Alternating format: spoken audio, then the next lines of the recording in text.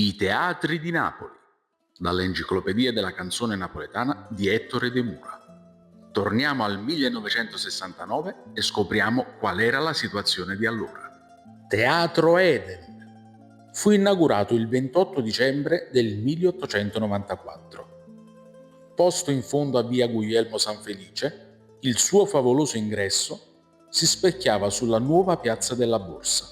Proprietari e gestori furono i fratelli Paolo e Giuseppe Resi. La sala era divisa per metà.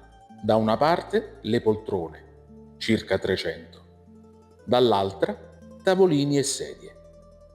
Nel 1910 dei rinnovi di struttura porteranno l'Eden ad ospitare 900 persone.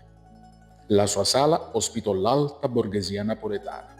Intorno al pubblico e ai cantanti ruotavano due caratteristici personaggi: la fioraia con il suo cesto profumato e Stefano, sigaraio, giornalaio, ma soprattutto messaggero discreto di biglietti tra sala e palcoscenico.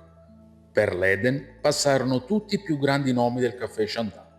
Su quel palcoscenico furono presentate numerose piedigrotte, fino al 1931, anno in cui fu trasformato in cinematografo.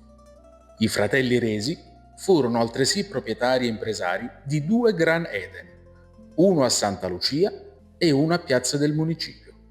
Il Grande Eden Santa Lucia, caffè e birreria, fu costruito in legno nel 1892, funzionando solo d'estate.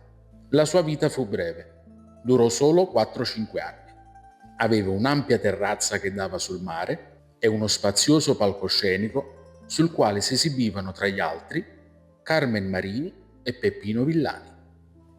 Dopo il 1969, alcuni di questi teatri hanno cambiato forma, nome, gestione. Sono attivi ancora oggi o nel peggiore dei casi non esistono più. Ma tutti sono stati palcoscenico per molti artisti che hanno creato quel grande bagaglio di cultura nato a Napoli. Non vi scordate